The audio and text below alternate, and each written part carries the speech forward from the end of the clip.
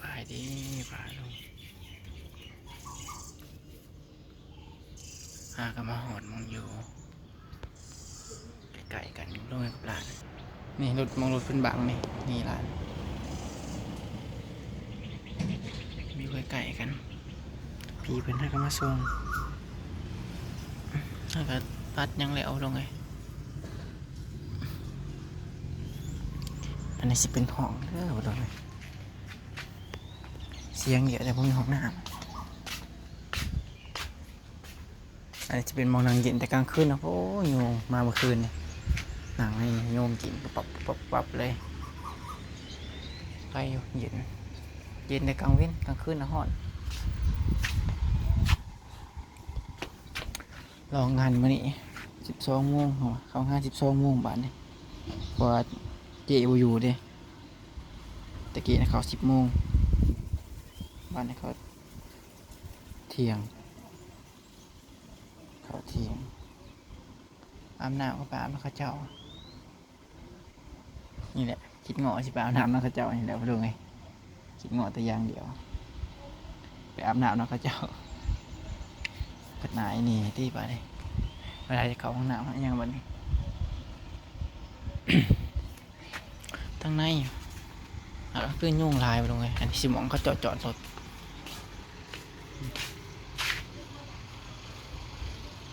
เขาจะรถมาจอดนี่ยังก็เอาคำผ้าบอก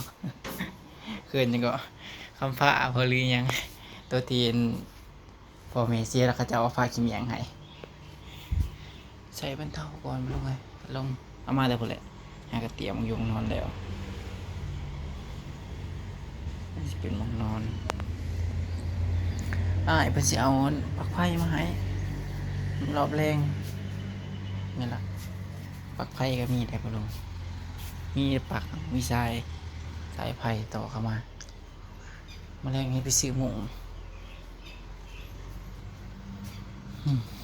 เด็ด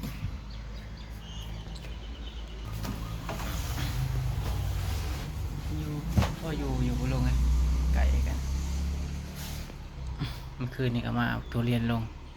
ซอยเพราะว่าพี่เป็นซื้ออุกทุเรียนเลยซื้ออุกทุเรียนมาขาย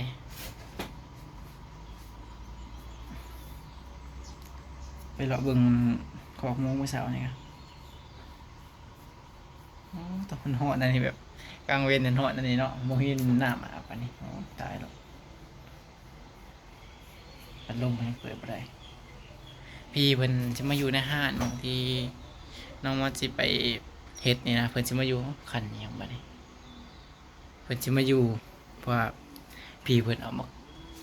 ทุเรียนมาขายเด้อลุงเอาตัวเรียนมาขายอยู่ห้างที่หันหมูถาที่น้องมอเฮ็ดนี่จนนกทุเรียนเบิดแต่เพิ่นก็สิไปเพิ่นก็สิบอกสิซ้อนแน่แหละประมาณนี้เพื่อเพิ่นไปก็สิบ่เป็นนะบ่มันบ่มีหยังหลายดอกลุงเอ้ยในห้างกันเพิ่นว่าบ่ได้มีอีหยังหลายมีตั้งแต่มื้อวานมื้อซื่อนี่ก็บ่มีมื้อวานมื้อซื่อนี่ก็บ่มีคนมากินคนงานน่ะ4 คนหาทางน้องมอดคนงานมื้อก่อนมื้อหยังก็มีคนมากินอยู่คนหนึ่งมีคนมากินอยู่คนหนึ่งหันมีคนมากินอยู่ตัวเดียวหมู่เบิดมื้อนะขายอาหารตามสั่งนี่ยังนี่ครับลุงเก็บตัวเก็บตังค์เมื่อคืนนี่ก็เลิกจากทุ่ม4 ทุ่ม5 ทุ่ม4 ทุ่ม5 ทุ่มเมื่อคืนนี่คือจังว่า7 โมงทั้งพี่นะยังมื้อเช้าอยู่7 โมง8 โมงยังมื้อนี่บ้านน้องมดนี่5 โมงแล้วโอ้ยลงแล้วตะเวนนะตกดินแหละตกดินนะ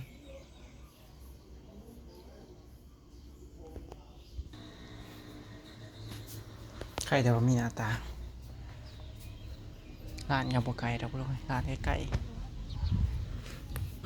ถือว่าไก่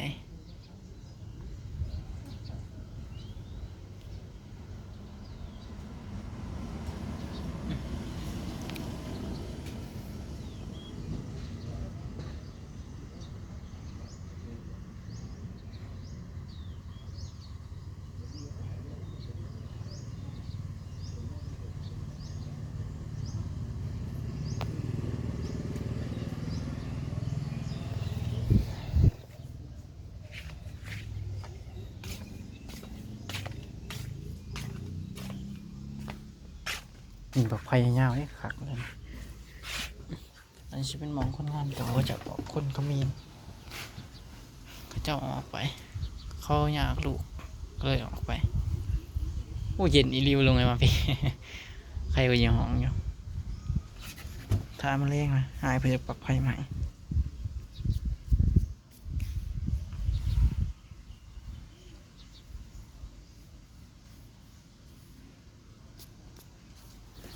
มาผ่ากี่สื่อบลุงบริวารสิไม่นั่นเลยได้บลุงเลยอันพี่เพิ่นเอามาผ่าก็คือเขาเฮ็ดงานนำมาละยังบ่ทันรอเป็นลูกน้องอีหลีผ่าก่อนซื้อผ่าเพิ่นสิเลี้ยงเขา2 มื้อเลี้ยงเขา2 มื้อคืออะไรวะ2 มื้อ2 มื้อนี่คือว่า2 คาบบ่ คนไทยเขาว่าเลี้ยงข้าว2 มื้อแต่น้องมอสโมโหแต่2 มื้อคือ2 คาบบ่มื้อหนึ่ง2 คาบหรือ2 มื้อ2 มื้อก็คือภาษาบ้านน้องมอสเนาะ2 มื้อก็คือมื้ออื่นมื้อนี้ก็มื้ออื่นจะมากินข้าวก็ได้เลี้ยงข้าวเอาง่ายกันมื้อนี้ก็มื้ออื่นก็คือที่เหลือกินเองซื้อกินเองหมดเลยนั่นได้คนภาษาไทยแบบ2 มื้อแบบวันมื้อหนึ่งเนาะวันหนึ่งนี่กินข้าว2 คาบกินแต่คาบเที่ยงกับคาบแรงบ่ตอนเช้านี้ตอนเช้าของเขางานเที่ยงมันเขางานตอนเที่ยงเนาะเราเที่ยง12 โมงตอนเช้านี่กินเองบ่เป็นยังไง2 มื้อกันนะ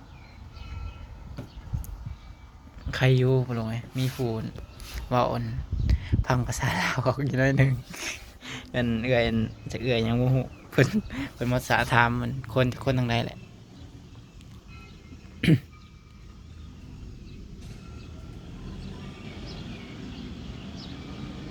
เขางาน12 โมง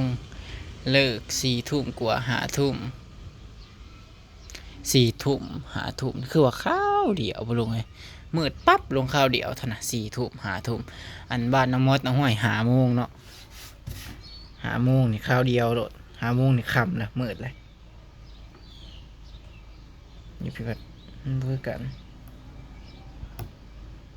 ใครอยู่ลงอยู่ผู้เดียวสบาย สบายอยู่ผู้เดียวมีตู้ยังขักนี่เปิดตู้พังลงผู้เดียว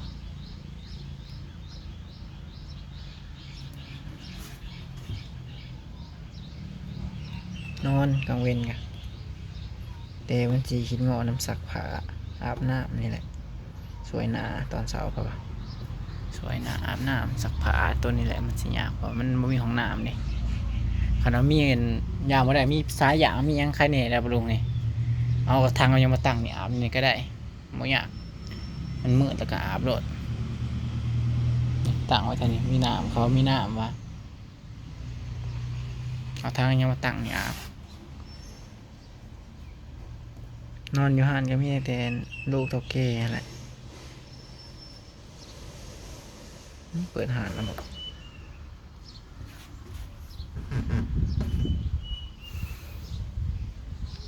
12 โมงเปิดหานตะกี้น่ะ10 โมงตอนจะโมงเลยตอนนั้นก็10 โมง 40นะ